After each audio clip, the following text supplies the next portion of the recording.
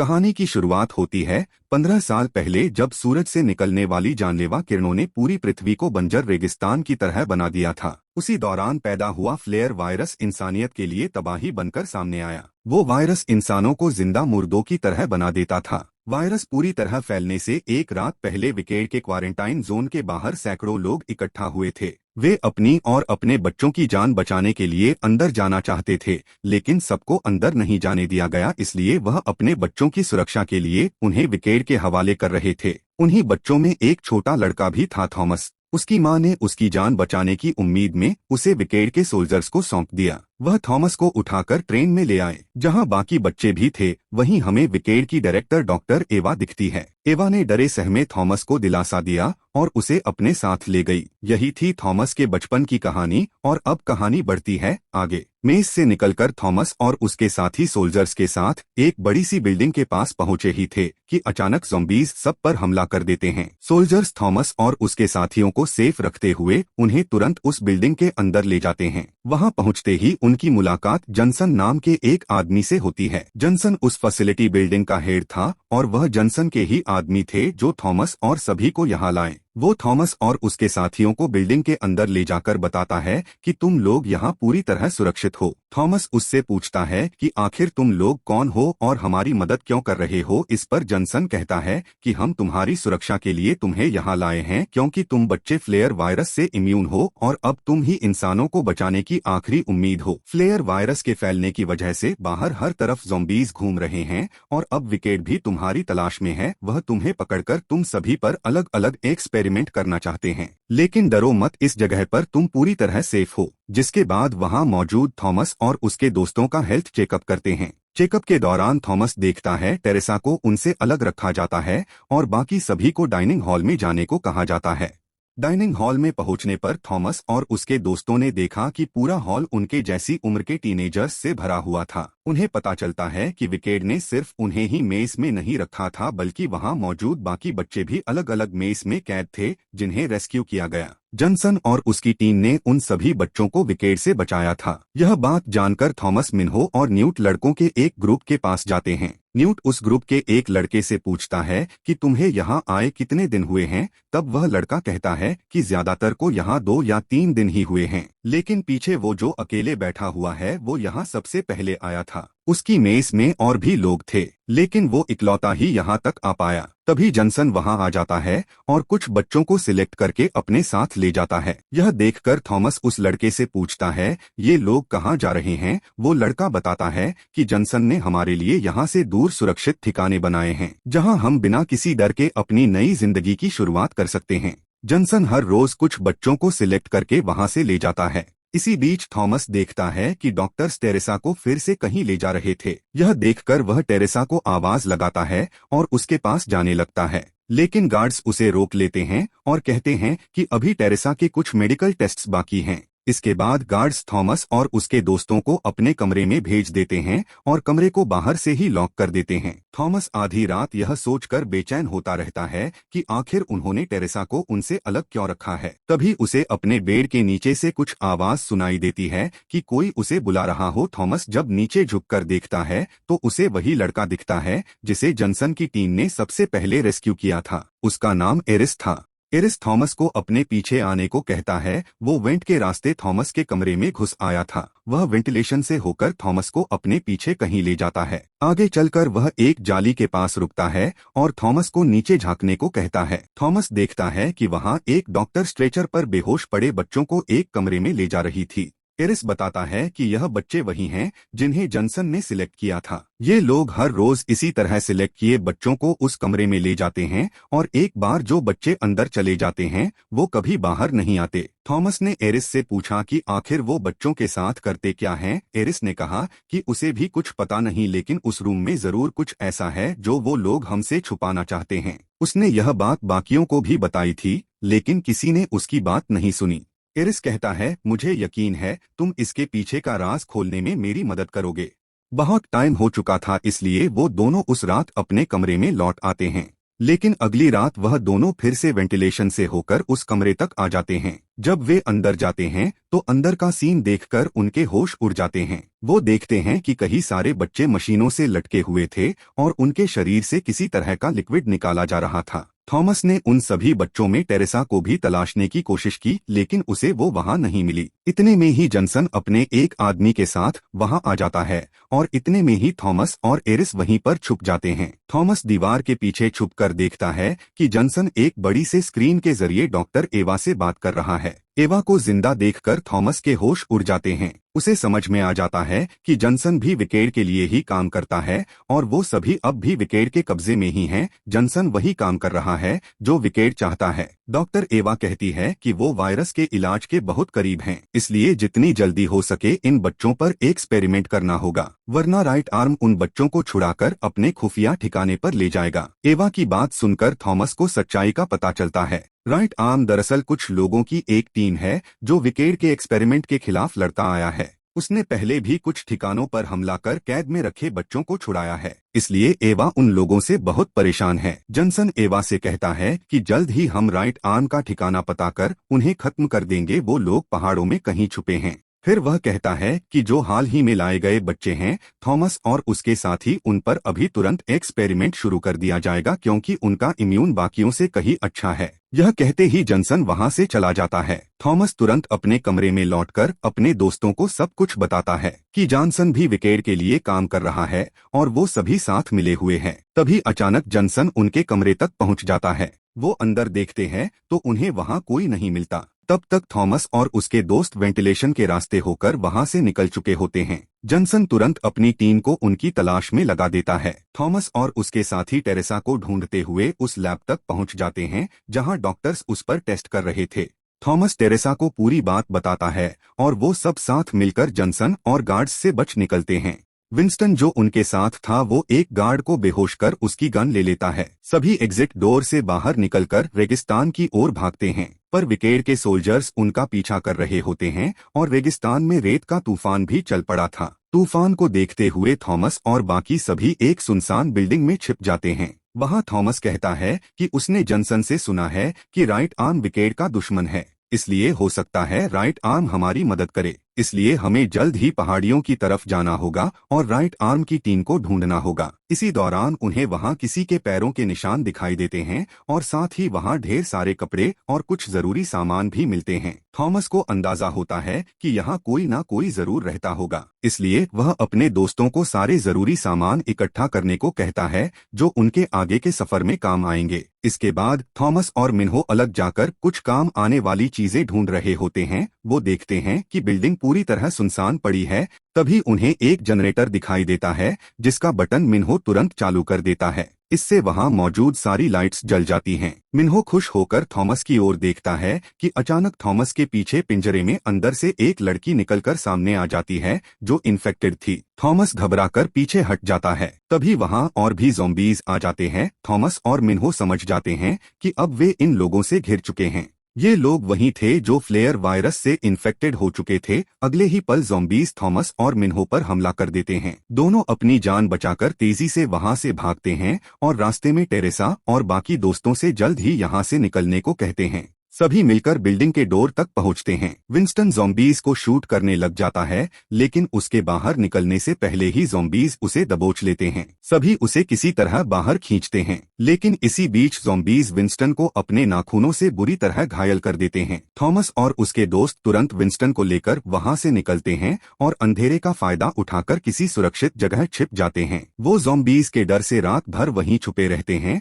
और किस्मत से सुबह होने तक ज़ॉम्बीज वहां से चले जाते हैं। यह देखकर वो सभी जल्द ही उस जगह से दूर निकल जाते हैं। आगे चलकर थॉमस देखता है कि उन्हें जिन पहाड़ियों तक जाना था वो उनसे काफी दूर थी। इसी बीच टेरेसा उसके पास आती है और बताती है कि हॉस्पिटल में विकेड के डॉक्टर्स ने उसके साथ ऐसा किया कि उसे पिछली सारी बातें याद आ गई हैं। वह कहती है कि अब उसे वह भी याद है कि क्यों विकेड ने उन्हें मेस में रखा था। टेरेसा यह बता ही रही थी कि तभी उन्हें गोली चलने की आवाज सुनाई देती है। वे भागकर अपने दोस्तों के पास पहुंचते हैं और देखते हैं कि विंस्टन अपने जख्मों के दर्द को सहन नहीं कर पा रहा। वो खुद को मारने की कोशिश कर रहा था, लेकिन बाकी ने उसे बचा लिया। तब उन्होंने देखा कि विंस्टन भी ज़ॉम्बीज के नोचने की वजह से इन्फेक्टेड हो चुका है। धीरे धीरे वो ज़ॉम्बी में बदल रहा है। थॉमस और उसके दोस्तों के पास अब उसे बचाने का कोई रास्ता नहीं था, इसीलिए उन्होंने मजबूरन विंस्टन को गन दी और उसकी इच्छा अनुसार उसे छोड़कर आगे बढ़ गए। यह फैसला पूरी टीम के लिए बेहद मुश्किल था। विंस्टन ज़ॉम्बी बनने से पहले खुद को गोली मार देता है। बाकी साथी सुनसान रेगिस्तान में आगे बढ़ते रहते हैं और रात हो जाती है। इसी बीच उन्हें थोड़ी दूरी पर कुछ लाइट्स जलती हुई दिखाई देती हैं। उन्हें अंदाजा होता है कि हो सकता है वहीं राइट आर्म ग्रुप का ठिकाना हो। थॉमस यह बता ही रहा था कि तभी उन्होंने देखा कि उनके पीछे एक भयंकर तूफान बढ़ रहा था। सूरज से हुई तबाही के कारण पृथ्वी का वातावरण बदल चुका था, जिससे तूफान जानलेवा और खतरनाक हो गए थे। इसे देखकर सभी तेजी से उन लाइट्स की तरफ भागने लगते हैं। वे बिल्डिंग के करीब पहुंच ही रहे थे कि अचानक बिजली मिन्हो के पास गिरती है। इस झटके से मिन्हो दूर जा गिरता है। वे फौरन मिन्हो को उठाकर बिल्डिंग के अंदर ले जाते हैं और किस्मत से मिन्हो केवल बेहोश होता है। घायल नहीं, मिन्हो जल्द ही होश में आ जाता है। टेरेसा को कुछ अजीब लगता है और वो आगे बढ़कर देखने लगती है। तभी अचानक एक ज़ॉम्बी उस पर हमला करने की कोशिश करता है, लेकिन वो चैन से बंधा हुआ था, इसलिए टेरेसा बच जाती है। सभी को एहसास होता है कि यह जगह पूरी तरह से ज़ॉम्बीज से भरी हुई है, जिन्हें किसी ने चैन से बांध रखा था। तभी उन ज़ॉम्बीज के बीच से एक लड़की उनके पास आती है। वह बताती है कि उसका नाम ब्रेंडा है और इन ज़ॉम्बीज को उसने ही इस जगह की सुरक्षा के लिए बांध रखा है। ब्रेंडा थॉमस और उसके दोस्तों को बिल्डिंग के अंदर ले जाती है, जहां उनकी मुलाकात ग्रुप लीडर जॉर्ज से होती है। जॉर्ज पूछता है कि उनका यहां आने की वजह क्या है। थॉमस बताता है कि वो राइट आर्म की तलाश में हैं। जॉर्ज उनसे पूछता है कि तुम सब कहां से आए हो, लेकिन थॉमस के जवाब नहीं देने पर जॉर्ज के साथी थॉमस को पकड़कर दबोच देते हैं। ब्रेंडा थॉमस की गर्दन स्कैन करती है। स्कैन करते ही जॉर्ज अपने डिवाइस पर थॉमस की सारी डिटेल्स निकाल लेता है। विकेड के डॉक्टर्स सभी बच्चों की गर्दन पर एक टैग लगा देते थे, जिससे उनकी पहचान हो सके। जॉर्ज कहता है तुम लोग वाकई में फायदेमंद हो। जॉर्ज के साथी थॉमस और उसके दोस्तों को पकड़कर उल्टा लटका देते हैं। कुछ देर बाद जॉर्ज उन सभी के पास आता है और बताता है कि हम राइट आर्म नहीं है, बल्कि सर्वाइवर्स का एक ग्रुप है जो फ्लेयर वायरस से अब तक बचे हुए हैं। जॉर्ज बताता है कि सर्वाइवर्स पैसों के बदले तुम्हें विकेड को बेच सकते हैं, लेकिन वह थॉमस से सौदा करने आया है। राइट आर्म एक जगह जानता है जो फ्लेयर वायरस से सुरक्षित है। वह सालों से इम्यून बच्चों को वहां भेज रहा है। ब्रेंडा और मैं इम्यून नहीं है, इसलिए अगर मैं तुम्हें वहां ले जाऊं तो बदले में तुम्हें हमें भी साथ ले जाना होगा।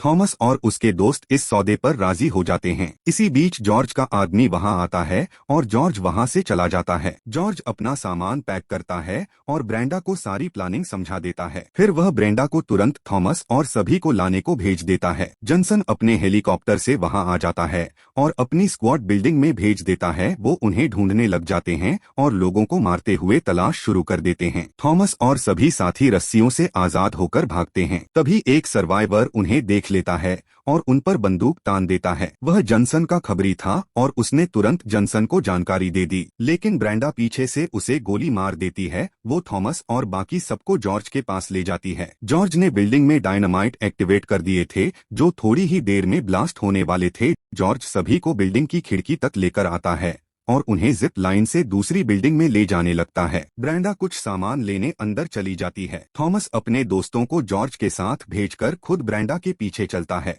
तभी जनसन के सोल्जर्स उनके पास पहुंचते हैं और उन पर फायर कर देते हैं। ब्रेंडा और थॉमस खुद को बचाते हुए वहां से भागने लगते हैं। इतने में ही जॉर्ज के फिट किए हुए बम ब्लास्ट हो जाते हैं, जिससे जॉनसन की टीम हड़बड़ा जाती है और पूरी बिल्डिंग गिरने लगती है। लेकिन इस बीच ब्रेंडा थॉमस को लेकर किसी तरह बचते हुए बिल्डिंग के बेसमेंट में पहुंच जाती है, जहां दोनों अपने साथियों से दूर हो जाते हैं और फंस जाते हैं। तभी ब्रेंडा को वहां एक सुरंग मिलती है और दोनों उसमें आगे बढ़ने लगते हैं। रास्ते में थॉमस ब्रेंडा से पूछता है कि क्या तुम राइट आर्म का ठिकाना जानती हो। ब्रेंडा जवाब देती है कि राइट आर्म का तो नहीं, लेकिन मार्कस नामक एक आदमी का पता है जो उन्हें राइट आर्म तक ले जा सकता है। जॉर्ज भी तुम्हारे दोस्तों को लेकर मार्कस के पास गया होगा, इसलिए हमें भी उसके पास जाना चाहिए। इसी बीच दोनों को अचानक जड़ जैसी कोई चीज दीवार पर दिखाई देती है। टॉर्च की मदद से वो आगे देखते हैं तो समझते हैं कि यह जगह पूरी तरह ज़ॉम्बीज से भरी हुई है और यह रूट्स ज़ॉम्बीज के होने का इशारा है। अगले ही पल ज़ॉम्बीज़ को थॉमस और ब्रेंडा की भनक लग जाती है और वो उनका पीछा करने लगते हैं। थॉमस और ब्रेंडा तेजी से भागते हुए सुरंग से बाहर निकलते हैं और एक तबाह हुई बिल्डिंग पर चढ़ने लगते हैं। ब्रेंडा का हाथ फिसल जाता है और वह सीधे एक बड़े से कांच की विंडो पर गिर जाती है। थॉमस उसकी मदद के लिए नीचे आता है, लेकिन तभी वहाँ एक ज़ॉम्बी आ जाता है और ब्रेंडा पर झपट पड़ता है। थॉमस तुरंत रोड से विंडो तोड़ता है और उसे नीचे गिरा देता है। थॉमस सही समय पर ब्रेंडा का हाथ पकड़कर उसे बचा लेता है। दोनों तुरंत बिल्डिंग से नीचे उतरते हैं, लेकिन थॉमस देखता है कि ब्रेंडा को ज़ॉम्बी ने काट लिया था। इसके बावजूद ब्रेंडा थमती नहीं और थॉमस के साथ सर्वाइवर्स के दूसरे ठिकाने पर पहुंच जाती है। वहां पहुंचकर उसने एक आदमी से मार्कस का पता पूछा, लेकिन उस आदमी ने कहा कि मार्कस मर चुका है। थॉमस ने अपने दोस्तों के बारे में पूछा तो उसने बताया कि वे अंदर पार्टी हाउस में हैं। अंदर जाने से पहले उसने थॉमस और ब्रेंडा को एक ड्रिंक दी और कहा कि इसे पीने के बाद ही वो अंदर जा सकते हैं। मजबूरन थॉमस और ब्रेंडा ने ड्रिंक पी और अंदर चले गए। अंदर जाकर थॉमस और ब्रेंडा अलग हो गए और अपने साथियों को ढूंढने लगे, लेकिन ड्रिंक के नशे से थॉमस का सर घूमने लगा और वह वहीं बेहोश हो गया। बेहोशी में उसे अपनी कुछ पिछली यादें आने लगती हैं। उसे वह समय याद आता है जब वह और टेरेसा विकेड के लिए काम करते थे। उसने टेरेसा को चुपके से मिलने बुलाया और बताया कि अब हम यहाँ नहीं रह सकते, हमें यहाँ से भागना होगा। थॉमस यह सब टेरेसा को बता ही रहा था कि तभी विकेड के लोग उसे पकड़कर अपने साथ ले जाते हैं। इसके बाद थॉमस बेहोशी से उठता है और देखता है कि टेरेसा और उसके सारे दोस्त उसके पास ही थे। वहीं जॉर्ज ने उस आदमी का पीट पीट कर बुरा हाल कर दिया था जिसने उन्हें ड्रिंक पिलाई थी। असल में वह आदमी ही मार्कस था। जॉर्ज ने मार्कस को पीटकर राइट आर्म का पता निकलवाया और सभी एक साथ राइट आर्म को ढूंढने निकल चले। आगे चलकर वह ऊंचे पहाड़ों वाले इलाके में पहुंचते हैं, लेकिन वहां से आगे जाने वाली टनल पर पुरानी गाड़ियों का ढेर जमा था जिसने उनका रास्ता ब्लॉक कर दिया। इसके बाद वे गाड़ी से उतरकर पैदल आगे बढ़ने लगे। तभी अचानक कहीं से गोलियां चलने लगी। वो फौरन गाड़ियों के पीछे छुप गए। इतने में ही दो मास्क पहने हुई लड़कियां बंदूक लेकर वहां आ पहुंची और सभी को बाहर आने को कहा। सभी बाहर निकलते हैं, लेकिन एरिस को देखकर वो लड़कियां उसे पहचान जाती हैं। एरिस बताता है, ये मेरी दोस्त हैं और हम सब साथ में ही मेस में थे। एरिस से मिलते ही उन्होंने अपने छुपे हुए साथियों को बाहर बुलाया। इसके बाद वो थॉमस और उसके दोस्तों को अपने साथ ले गई। रास्ते में थॉमस ने उन लड़कियों से पूछा, तुम मेस से निकलकर यहाँ तक कैसे पहुंची? उन्होंने बताया कि उन्हें राइट आर्म ने मेस से निकाला था और अब वे राइट आर्म के साथ ही काम करती हैं। राइट आर्म का नाम सुनते ही थॉमस और उसके दोस्त निकल पड़ते हैं। वो लड़कियां उन्हें राइट आर्म के सीक्रेट बेस तक ले जाती है। वहां उनकी मुलाकात राइट आर्म के लीडर विंस से होती है। लड़कियां विंस को बताती हैं कि वो एरिस को जानती हैं और एरिस और उसके दोस्त हमें ढूंढते हुए यहाँ तक आए हैं। अब उन्हें राइट आर्म की मदद की जरूरत है। इसी बीच ब्रेंडा का इन्फेक्शन बढ़ जाता है और वह अचानक नीचे गिर पड़ती है। ब्रेंडा का जख्म देखकर विंस को पता चल जाता है कि ब्रेंडा फ्लेयर वायरस से इन्फेक्टेड है और जल्द ही वो ज़ॉम्बी में बदलने वाली है। विंस ने ब्रेंडा पर बंदूक तान दी। तभी राइट आर्म की एक डॉक्टर दौड़कर आई और विंस को रोक दिया। चौंकाने वाली बात यह थी कि वह डॉक्टर थॉमस को पहचानती थी। डॉक्टर ने बताया कि थॉमस पहले विकेड के लिए काम करता था और उसने राइट आर्म के कांटेक्ट में रहकर विकेड के ठिकानों और सभी मेस की लोकेशन दी थी। डॉक्टर ने तुरंत ब्रेंडा और थॉमस को टेंट में ले जाकर इलाज शुरू करने की बात कही। डॉक्टर ने थॉमस का ब्लड निकाला और समझाया कि कुछ इम्यून बच्चों के दिमागों में एक खास एंजाइम बनता है जो उनके खून में पाया जाता है और उन्हें वायरस से इम्यून रखता है। यह एंजाइम लैब में बनाया नहीं जा सकता, इसे सिर्फ कुछ ही बच्चों के खून से निकाला जा सकता है। हालांकि यह एंजाइम इस इन्फेक्शन का पूरा क्योर नहीं है, यह सिर्फ संक्रमण को कुछ टाइम के लिए रोक सकता है। फिर डॉक्टर ने थॉमस के खून से एंजाइम अलग किया और उसे ब्रेंडा के शरीर में इंजेक्ट कर दिया। अब थॉमस ने डॉक्टर से पूछा कि एंजाइम का यह एक डोज ब्रेंडा के शरीर में इन्फेक्शन को बढ़ने से कब तक रोक पाएगा। डॉक्टर ने बताया कि इसका असर हर किसी पर अलग अलग होता है। शायद ब्रेंडा के शरीर में कुछ महीनों के लिए ही इन्फेक्शन को बढ़ने से रोक पाए। सबसे मुश्किल बात यह थी कि समय समय पर ब्रेंडा को एंजाइम के डोज बढ़ाकर देने होंगे। थॉमस ने देखा कि एंजाइम की वजह से ब्रेंडा की हालत में सुधार आने लगा है। वो ब्रेंडा को आराम करते हुए छोड़कर बाहर अपने बाकी दोस्तों के पास चला गया। थॉमस और उसके दोस्त आपस में बैठे बातें कर ही रहे होते हैं, तभी थॉमस देखता है टेरेसा दूर एक पहाड़ी पर अकेली खड़ी होती है। थॉमस टेरेसा के पास जाता है और पूछता है कि तुम अकेले क्या कर रही हो। टेरेसा बताती है, मेरी माँ भी इन्फेक्टेड थी, मैंने अपनी माँ को मेरी आंखों के सामने बदलते हुए देखा था। इसी बीच थॉमस ने 2 हेलीकॉप्टर्स आते देखे। उसने टेरेसा से पूछा कि यह लोग कौन है। टेरेसा ने कहा कि मैंने सोचा था कि हम भागने की बजाय विकेड के साथ मिलकर इन्फेक्शन का इलाज ढूंढें, इसलिए उसने राइट आर्म के ठिकाने की लोकेशन बताई। थॉमस को यह सुनकर समझ में आया कि टेरेसा भी उनका साथ दे रही है। वह तुरंत सभी को सतर्क करने भागा, लेकिन कैंप तक पहुंचने से पहले ही जनसन और उसके साथी कैंप पर हमला कर देते हैं। जनसन और उसके लोग थॉमस के सारे दोस्तों और राइट आर्म के लोगों को पकड़कर बंदी बना लेते हैं। उधर थॉमस ब्रेंडा को ढूंढता हुआ उसके टेंट तक पहुंचता है और देखता है कि ब्रेंडा और जॉर्ज सुरक्षित हैं। उसने देखा कि एंजिम के असर से ब्रेंडा पूरी तरह ठीक हो चुकी थी।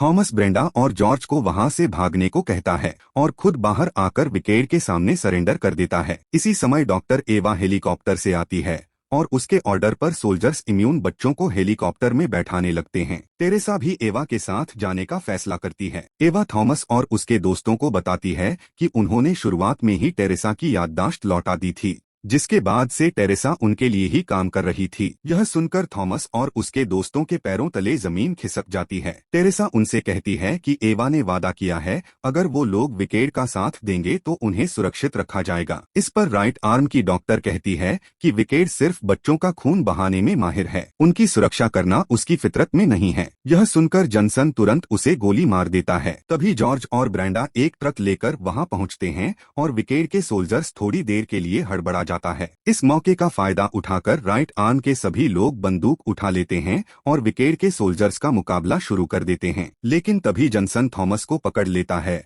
और उसे शूट करने ही वाला होता है कि ब्रेंडा तुरंत उसके हाथ पर गोली मारकर उसे घायल कर देती है। थॉमस तुरंत अपने दोस्तों के पास भागता है। वहीं मिन्हो गन से अपने दोस्तों की सुरक्षा करने लगता है, लेकिन विकेड का एक सैनिक उसे स्टन गन से शूट कर देता है। इसके बाद वो लोग मिन्हो को उठाकर हेलीकॉप्टर में अपने साथ ले जाते हैं। थॉमस और उसके साथी उसे बचाने की कोशिश करते हैं, लेकिन नाकाम रहते हैं। इसके बाद एवा, टेरेसा और जनसन मिन्हो के साथ पकड़े हुए बच्चों को लेकर वहां से भाग निकलते हैं। थॉमस और उसके साथी सिर्फ उन्हें जाते हुए देखते हैं। अगली सुबह राइट आर्म का लीडर विंस यह फैसला करता है कि बचे हुए बच्चों को सेफ हेवन तक ले जाया जाएगा, लेकिन थॉमस मना कर देता है और कहता है कि वह अपने दोस्त मिन्हो के बिना कहीं नहीं जाएगा। थॉमस का सिर्फ एक ही मकसद है, एवा से बदला लेना और विकेड को बर्बाद करके मिन्हो और बाकी बच्चों को छुड़ाना। थॉमस की इस बात से वहां मौजूद लोगों के अंदर बदले की आग भड़क जाती है और वे लोग विकेड के कब्जे से अपने बाकी दोस्तों को छुड़ाने का प्लान बनाने लगते हैं और मूवी यही खत्म हो जाती है।